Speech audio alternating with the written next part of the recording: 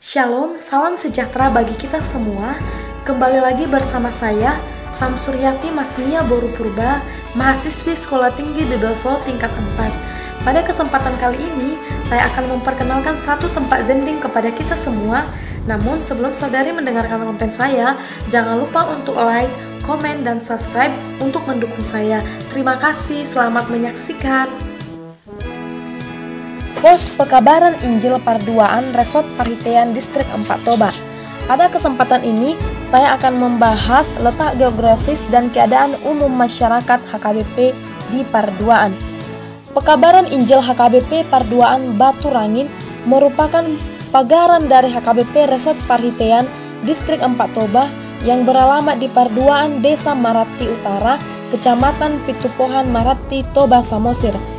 Ada dua akses jalan yang bisa ditempuh untuk sampai ke Parduaan. Yang pertama melalui Desa Tangga dan yang kedua melalui Selimbat Kecamatan Selain, Toba Samosir. Jarak dari Parduaan ke Desa Tangga 15 km serta membutuhkan waktu 5 jam dengan berjalan kaki. Akses jalan dari Parduaan menuju Desa Selain hanya bisa ditempuh dengan berjalan kaki, sebab medan yang harus dilalui adalah jalan yang kini masih bisa dicapai dengan jalan kaki. Sedangkan jarak antara Parduaan dengan Selimbat adalah 40 km. Namun bedanya dengan Desa Tangga adalah bahwa dari Selimbat menuju Parduaan dan sebaliknya bisa ditempuh dengan menggunakan sepeda motor. Sekalipun perjalanan dari Parduaan menuju Selimbat bisa ditempuh dengan menggunakan sepeda motor, bukan berarti dengan mudah saja untuk dilalui, namun membutuhkan kehati-hatian yang luar biasa. Akses jalan menuju ke desa ini juga sangat di luar jangkauan. Jarak antara Parduaan ke Selimbat sekitar 40 km.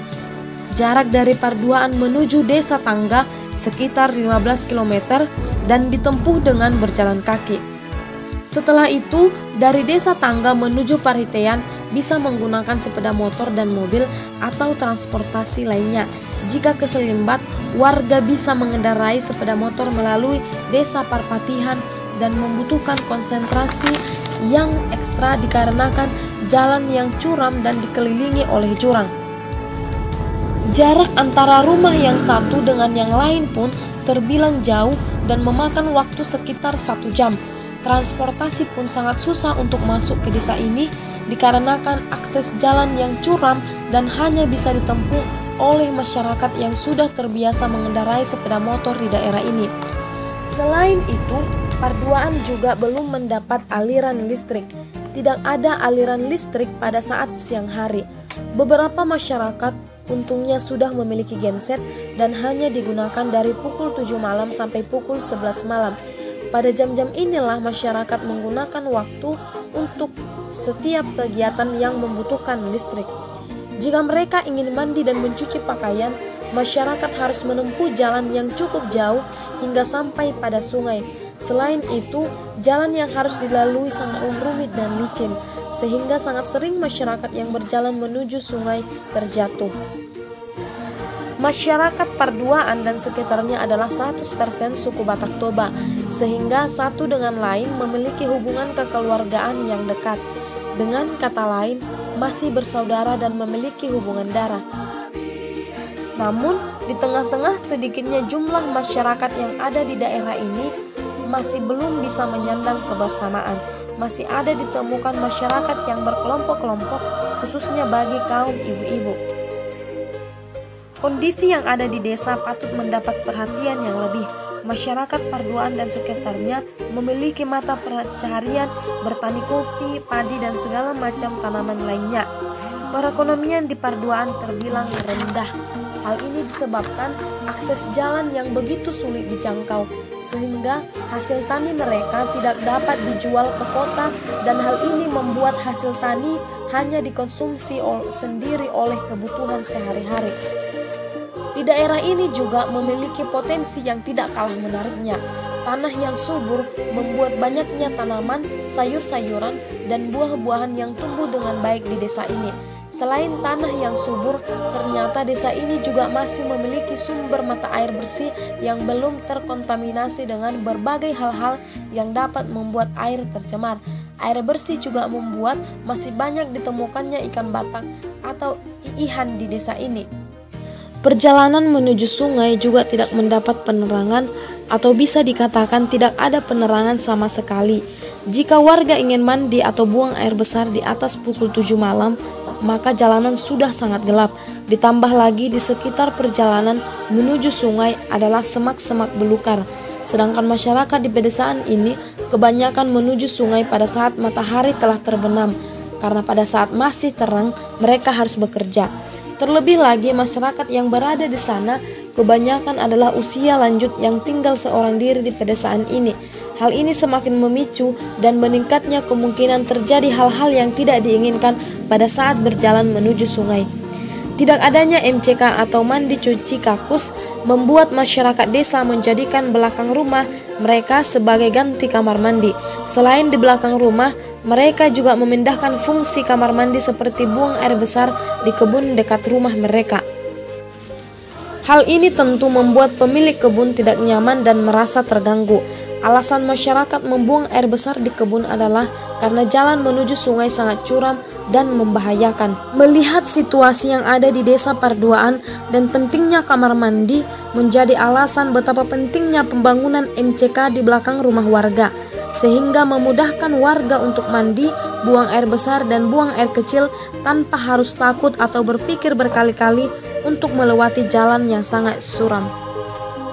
Huria atau Pos Pekabaran Injil di Parduaan berdiri tahun 1939 yang dipimpin oleh guru Zending yang bernama Guru Willem Marpaung yang datang dari Narumonda. Pada akhirnya dibangunlah sebuah gereja yang beratapkan ilalang.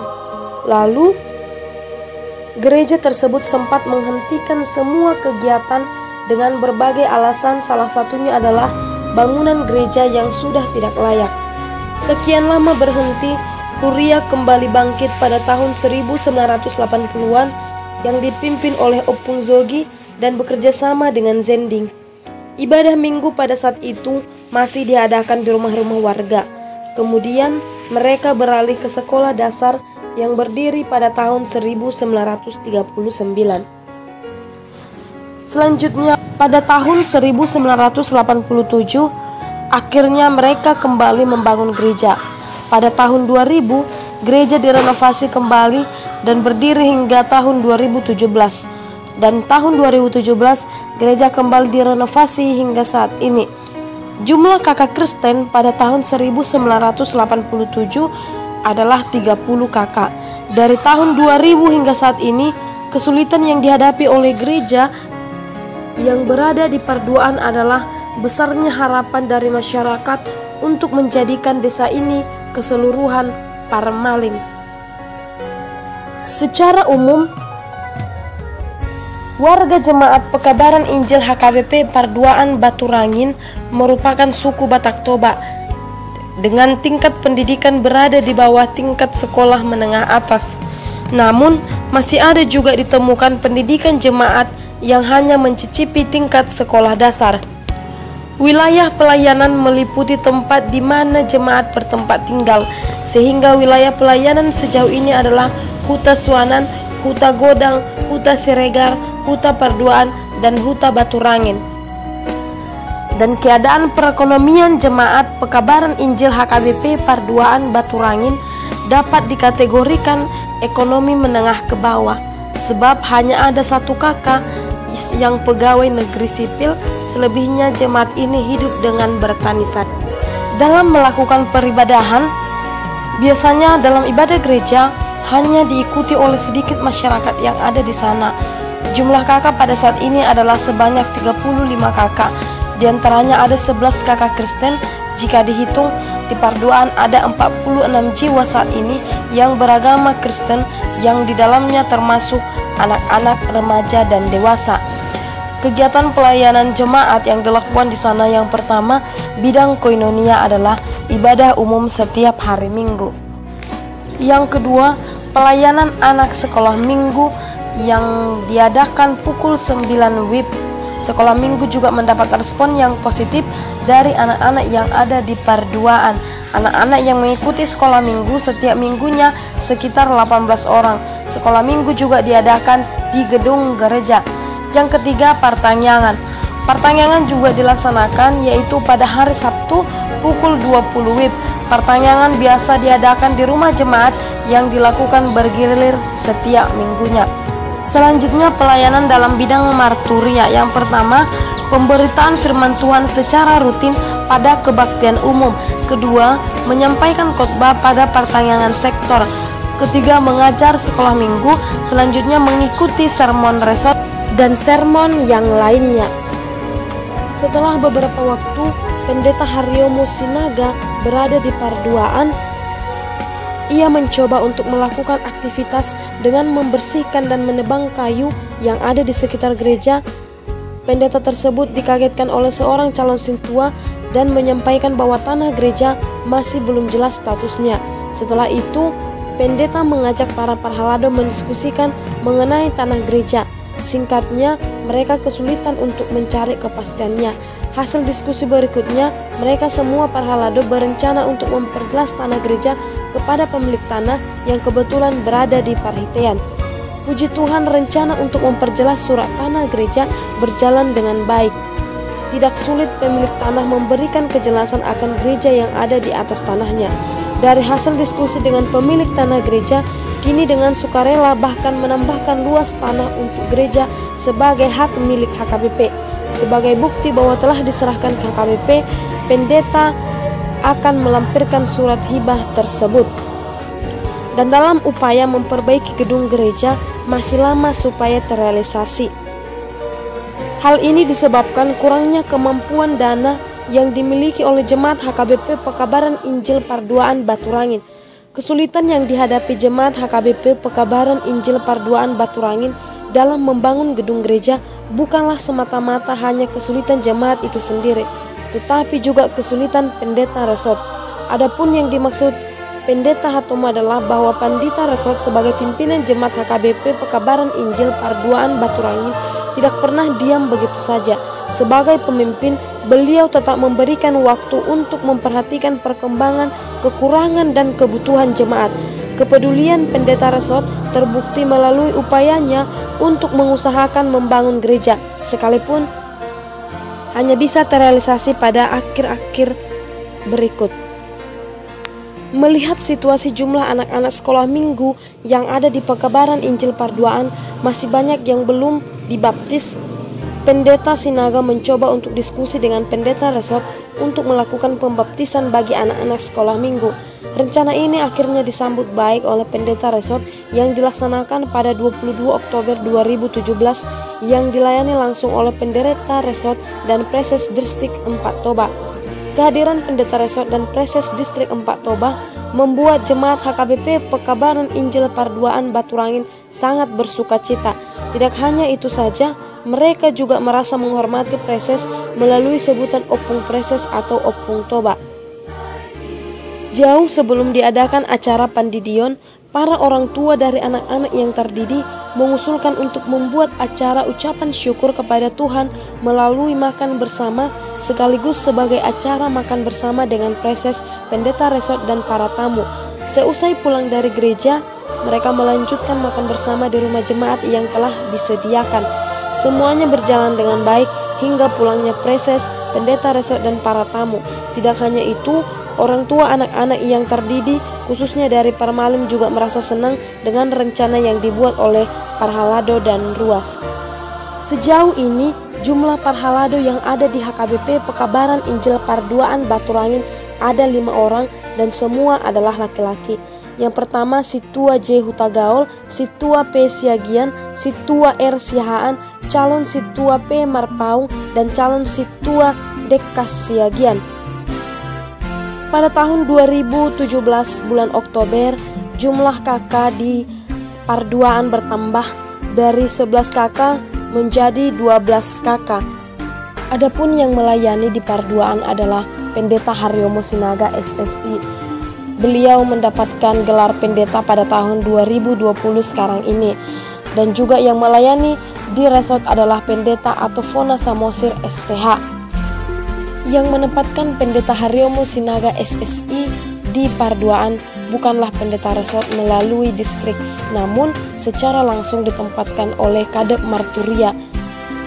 Pendeta Haryomo Sinaga SSI melakukan pelayanan pekabaran Injil di HKBP Parduaan sejak LPP 1 sampai mendapatkan tohonan.